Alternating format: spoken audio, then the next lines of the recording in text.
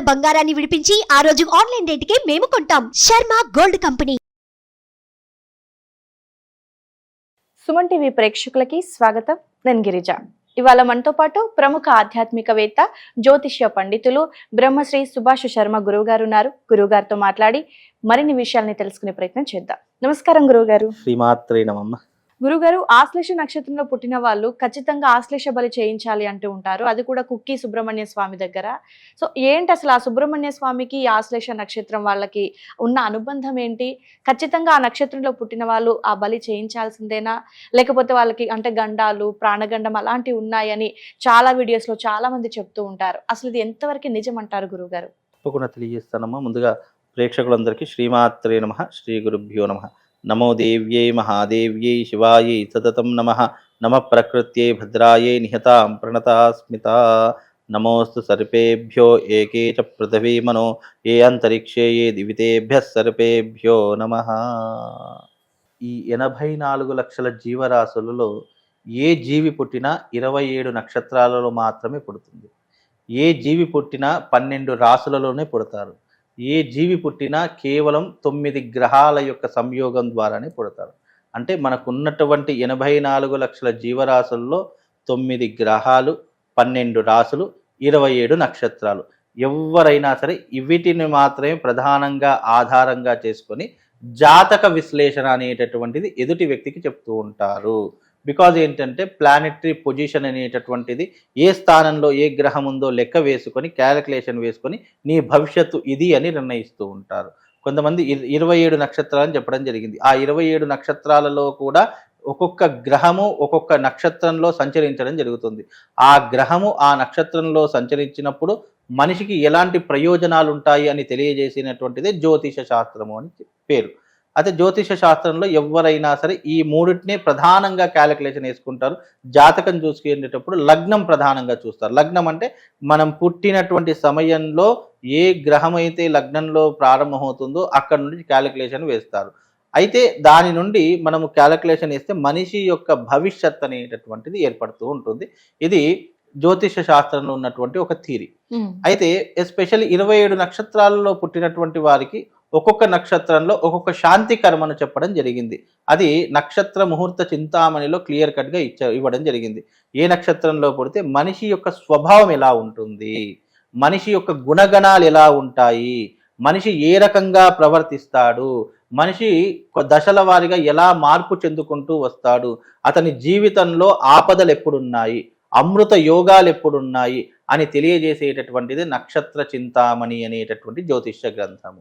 అంటే మనిషి పుట్టినప్పటి నుండి ఆ యొక్క నక్షత్ర ప్రభావం మనిషి మీద ఎంతవరకు పరిహారం చూపిస్తుంది అనేటటువంటిది ఆ యొక్క నక్షత్ర చింతామణి చెప్పారు. అలాగే ఆశ్లేష నక్షత్రము. ఆశ్లేష నక్షత్రం అంటే అర్థం ఏంటంటే ఇది సర్ప నక్షత్రం అని జ్యోతిష శాస్త్రం తెలియజేసింది. అంటే ఆశ్లేష నక్షత్రానికి అధిపతి సర్పము అని తెలియజేయడం జరిగింది. అంటే సర్పము అని అంటే ఆ యొక్క నక్షత్రంలో పుట్టినటువంటి వాళ్ళందరూ కూడా సర్పజాతకులు. సర్పజాతకులు అని అంటే గనక ఆ నక్షత్రంలో పుట్టినటువంటి వారికి దానికి సంబంధించినటువంటి కొన్ని రెమెడీస్ చేసుకోవాలి. అలా చేసుకుంటే రాబోయేటటువంటి రోజుల్లో ఏదైనా గండాలు విపత్తులు ఉంటాయి కదా, వాటిని అధిగమించవచ్చు అని శాస్త్రం తెలియజేసింది. కనుక ఆశ్లేష నక్షత్రము అనేటటువంటి సర్ప నక్షత్రం కాబట్టి ఆ నక్షత్రంలో పుట్టిన ప్రతి ఒక్కరు నాగదోషముతో పుట్టినటువంటి వారు అవుతారు. కాబట్టి నాగదోష పరిహారం చేసుకోవాలని శాస్త్రం. అయితే జాతక పరంగా నాగదోష పరిహారం ఒక రకంగా ఉంటుంది. ఆశ్లేష నక్షత్రం కర్కాటక రాశిలో పుట్టినటువంటి వారి యొక్క ఫలితాలు ఒక రకంగా ఉంటాయని శాస్త్రం. అయితే ముఖ్యంగా ఆశ్లేష నక్షత్రంలో పుట్టినటువంటి వారి యొక్క స్వభావం ఎలా ఉంటుందో తెలుసుకుంటే వాళ్ళు ఏం చేసుకోవాలో తెలుస్తుంది. ముఖ్యంగా ఆశ్లేష నక్షత్రంలో పుట్టినటువంటి వారు చాలా అందంగా ఉంటారు. అంటే చూడగానే అట్రాక్షన్, అబ్బా ఎంత బాగున్నాడుగా అనిపిస్తూ ఉంటారు. అలాగే ముక్కుసూటిగా మాట్లాడేటటువంటి తత్వం ఉంటూ ఉంటుంది. ఆ యొక్క వ్యక్తి పుట్టుకతోనే ఐశ్వర్యవంతుడిగా పుడుతూ ఉంటాడు. అంటే ఆ యొక్క పుట్టుక అనేటటువంటిది కూడా డబ్బుతో ముడిపడి ఉన్నటువంటి విధానంతో పుడుతూ ఉంటాడు. ఆ కుటుంబంలో జన్మిస్తూ ఉంటాడు. అలాగే ఆశ్లేష నక్షత్రంలో పుట్టినటువంటి వారికి చాకచక్యం చాలా ఎక్కువగా ఉంటుంది. ఎవరితో ఎలా మాట్లాడాలి, ఎవరితో మాట్లాడితే మనకి ఏ పని అవుతుంది అని తెలుసుకునేటటువంటి వాళ్ళు ఆశ్లేష నక్షత్రం వాళ్ళు చాలా మంది ఉంటారు. అలాగే వాళ్ళకి ఎగ్జైటింగ్ ఎక్కువగా ఉంటుంది. ప్రతి ఒక్క విషయాన్ని తెలుసుకోవాలనేటటువంటి ఆలోచన, కుతూహలం చాలా ఎక్కువగా ఉంటూ ఉంటుంది. తద్వారా వీళ్లకు మంచి ప్రయోజనాలు ఉంటాయి. కానీ ఎంత కష్టపడ్డా ఫలితం మాత్రం శూన్యము. కష్టపడేటటువంటి తత్వం ఉంటుంది. ఎంతైనా సరే కష్టపడదాము, మనం డబ్బు సంపాదిద్దామని ఆలోచనలు ఉంటూ ఉంటాయి. కానీ దానికి సరైనటువంటి మార్గం దొరకకపోగా మనం చేసినటువంటి పని అంతా కూడా శూన్యంలా మారిపోతుంది, జీరోకి వచ్చేస్తుంది. మళ్ళీ దానికి ప్రధానమైనటువంటి కారణం ఆశ్లేష నక్షత్రము. బికాజ్ ఆశ్లేష నక్షత్రంలో పుడితే గనక ఫ్యామిలీ పరంగా ఇబ్బందులు వస్తాయి, ఆర్థిక పరంగా ఇబ్బందులు వస్తాయి, వృత్తిపరంగా ఇబ్బందులు వస్తాయి, చేసేటటువంటి కార్యాచరణలో ఇబ్బందులు, ఆటంకాలు ఏర్పడతాయి. అంటే ఏ పని చేసినా కూడా పని కష్టపడి చేస్తుంటారు కానీ ఫలితం మాత్రం శూన్యమైపోతుంది. పుట్టుకతోనే వాళ్ళు దోషంతో పుడతారు, పుట్టుకతోనే దోషంతో పుడతారు. కాబట్టి ఎస్పెషల్లీ ఆశ్లేష నక్షత్రంలో పుట్టడం ద్వారా వివాహం ఆలస్యం కావడం కానీ, సంతానం ఆలస్యం కావడం కానీ, సంపాదించిందంతా కూడా మనకు ఉపయోగపడకుండా ఈ రోజు 100 రూపాయలు సంపాదిస్తే 100 రూపాయలు ఖర్చు అయిపోవడం కానీ, వృధా ఖర్చులు కావడం కానీ, ఇలాంటి ఎక్కువగా జరిగేటటువంటి అవకాశము ఈ ఆశ్లేష నక్షత్రంలో పుట్టడం ద్వారా జరుగుతుంది. అందుకే ఆశ్లేష నక్షత్రంలో పుట్టినటువంటి వారికి ఆశ్లేష నక్షత్ర బలి చేసుకోవాలని శాస్త్రం. అలాగే కొంతమంది చెప్తుంటారు ఆశ్లేష నక్షత్రంలో పుడితే అత్తగండంతో పుట్టినటువంటి వారు అని చెప్తూ ఉంటారు.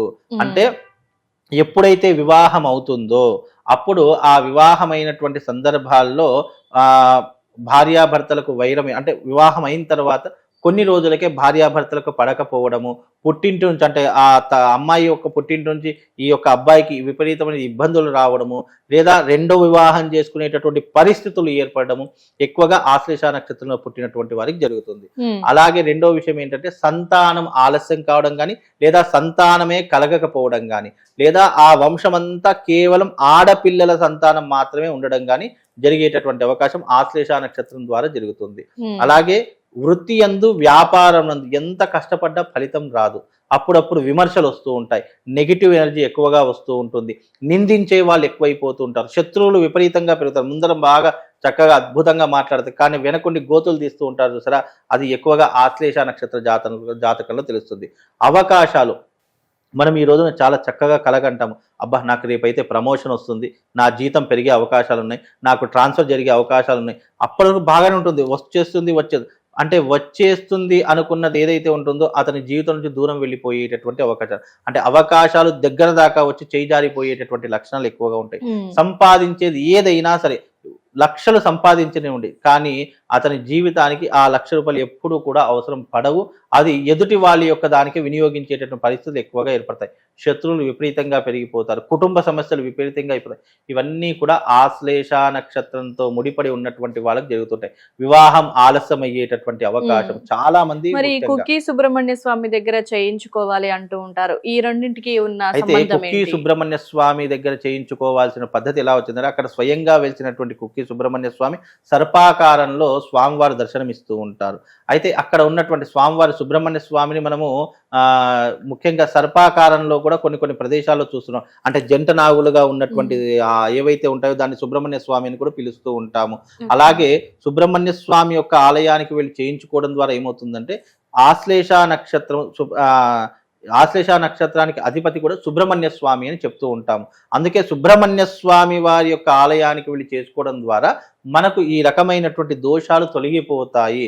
అందులో కుక్కీ సుబ్రహ్మణ్య స్వామి, ఇది డుండిగల్ డిస్టిక్ లో ఉంటుంది, కర్ణాటక దగ్గర ఉంటుంది. కాబట్టి అక్కడ చేసుకుంటే దోష పరిహారం తొలగిపోతుంది అని అనుకుంటారు. కానీ ఆశ్లేష నక్షత్ర బలి ఎక్కడ చేయించాలి అని శాస్త్రం చెప్పింది అని అంటే కనుక అది పుణ్యక్షేత్రం. ఇప్పుడు కాలసర్పదోషానికి మనకు ఈ నాసిక్ త్రయంబకేశ్వర్ ఉంది, అలాగే రాహుకేతుల యొక్క ఆలయం మనకు శ్రీకాళహస్తి ఉంది. అంటే కొన్ని పుణ్యక్షేత్రాలు ఏంటంటే అక్కడికి వెళ్ళి చేస్తే మనకు కలిసి వస్తుందని చాలా మంది అనుకుంటూ ఉంటారు. కానీ మనకు ఇప్పుడు ఆశ్లేష బలి ప్రధానం కానివ్వండి, కాలసర్పదోష పరిహారం కానివ్వండి ఎక్కడ చేసుకోవాలంటే గోదావరి నదీ తీర ప్రవాహ ప్రాంతం నందే చేసుకోవాలని శాస్త్రము. ఎందుకంటే మనం ఒక బలి చేస్తున్నాము అంటే దానికి తప్పకుండా గంగా స్నాన విధి ఆచరించాలి, అవభృత స్నాన విధిని ఆచరించాలి. అలాగే అక్కడ చేయవలసినటువంటి క్రతు విధి విధానంతో చేస్తే దాని దోష పరిహారం పూర్తిగా తొలగిపోతుంది అని శాస్త్రవచనము. అందుకే ప్రతి నెల మనకు ఆశ్లేష నక్షత్రం వస్తుంది. ఆ ఆశ్లేష నక్షత్రం వచ్చినప్పుడు ఆ రోజున ఎవరైతే ఆశ్లేష నక్షత్రంలో పుడతారో తప్పకుండా ఆశ్లేష బలిని చేసుకో. ఈ డిసెంబరు 19వ తారీఖు రోజున ఆశ్లేష నక్షత్రం రావడం జరుగుతుంది. ఇలా మనకు ఈ సంవత్సరం ఈ డిసెంబర్తో 19వ తారీఖు మనకు ఆశ్లేష నక్షత్రం ఆఖరి నక్షత్రం. మళ్ళీ జనవరి కొత్త సంవత్సరం 2025లో ప్రారంభమవుతుంది. కాబట్టి ఆశ్లేష నక్షత్రంలో పుట్టిన వారు ఈ 19వ తారీఖు గోదావరి క్షేత్రంలో, అంటే మనకు దగ్గరలో ఉన్నటువంటి బాసర జ్ఞాన సరస్వతీ దేవి దేవస్థానం గోదావరి ఉంటుంది. అక్కడ ఈ యొక్క ఆశ్లేష బలి ప్రధానాన్ని చేయించడం జరుగుతుంది. కనుక తప్పకుండా మీ యొక్క జాతకంలో ఆశ్లేష నక్షత్రం కర్కాటక రాశి అయి ఉంటే ఈ ఆశ్లేష బలిని ఈ 19వ తారీఖు రోజున చేసుకునే ప్రయత్నం చేయండి. తద్వారా వాళ్లకు జాతకంలో ఉన్నటువంటి దోషాలు తొలగిపోతాయి. ఏది? వివాహము, సంతానము, ఆరోగ్యము, ఆర్థికము, ధనము, వీటన్నిటితో ఎవరైతే బాధపడుతున్నారో వాళ్ళందరికీ కూడా ఈ 19వ తారీఖు బాసర జ్ఞాన సరస్వతి స్వయంగా వెలిసినటువంటి అమ్మవారి యొక్క క్షేత్రము, మహాపుణ్యక్షేత్రము జ్ఞాన సరస్వతీ దేవి యొక్క క్షేత్రం. ఆ క్షేత్రమునందు గోదావరి నది ప్రవాహం జరుగుతూ ఉంటుంది. ఆ నదీ తీర ప్రవాహమునందు ఈ ఆశ్లేష బలిని చేయించడం జరుగుతుంది. కాబట్టి మీరు తప్పకుండా ఆ రోజున 19వ తారీఖు రోజున అక్కడికి వచ్చి ఆశ్లేష బలిని చేయించుకోండి. ముందుగా రిజిస్ట్రేషన్ చేసుకునే ప్రయత్నం చేయండి. తప్పకుండా ఆశ్లేష నక్షత్ర బలి చేయించుకోవడం ద్వారా విశేషమైనటువంటి పుణ్య ఫలితాలు కలుగుతాయి. తద్వారా మానసికంగా, శారీరకంగా అన్నీ కూడా వ్యతిరేకతలు ఏవైతే అవన్నీ కూడా తొలగిపోయేటటువంటి అవకాశం దీని ద్వారా కలుగుతుంది. కాబట్టి ఆశ్లేష నక్షత్ర బలిని తప్పకుండా చేసుకోవాలని శాస్త్రం తెలియజేసిందమ్మా. ఓకే గురుగారు, అయితే ఆశ్లేష నక్షత్రం వాళ్ళకి గండం అన్నారు కదా, ప్రాణగండం, మరి వాళ్ళకి అది ఉంటుందంటే? ప్రాణగండము అనేటటువంటిది కాదమ్మా. ఎప్పుడైనా కూడా గండము అంటే అర్థం ఏంటంటే ఇబ్బందులు వస్తాయి అని అర్థం తప్ప గండం అంటే అదేదో భయపడిపోవాల్సిందో దాని గురించి ఆలోచించవలసిందో ఏం లేదు. గండము అంటే సంస్కృతంలో ఏంటంటే ఆపదలు అని అర్థము. అంటే మీరు ఆశ్లేష నక్షత్రంలో పుట్టినటువంటి వారు ఏదైనా ఆపదలు పోంచుకొని వచ్చేటటువంటి అవకాశం ఉంటుంది. కనుక మీరు ఎంత కష్టపడ్డా మీకు ఫలితం రావట్లేదు కనుక మీరు జీవితంలో ఆ ఉద్యోగం ద్వారా కానీ, ఆర్థికం ద్వారా కానీ, కుటుంబ సమస్యల ద్వారా కానీ, భార్యాభర్తల మధ్య ఇబ్బందులు కానీ ఇలాంటివి జరిగినప్పుడు తప్పకుండా మీరు మీ జీవిత కాలంలో ఆశ్లేష నక్షత్రం కర్కాటక రాశిలో పుట్టి ఉంటే తప్పకుండా అది చేసుకుంటే రాబోయేటటువంటి విపత్తులు కానీ, రాబోయే గండాలు కానీ, ఆపదలు కానీ తప్పించుకునేటటువంటి అవకాశం ఏర్పడుతుంది. కాబట్టి ఈ ఆశ్లేష నక్షత్రం రోజున తప్పకుండా ఆశ్లేష బలి ప్రధానాన్ని చేసుకోవాలని. ఓకే గురువు గారు, ఆశ్లేష నక్షత్రంలో పుట్టిన వాళ్ళు చాలా మంది భయపడే విషయం ఇది. సో ఖచ్చితంగా ఈ బలి ఇవ్వాలి, ఎక్కడ ఇవ్వాలి, ఏం చేయాలి అనే దాని గురించి, సో దానికి సంబంధించిన వివరణ చాలా చక్కగా తెలియజేశారు గురువు గారు. ధన్యవాదాలు. శ్రీమాత్రే.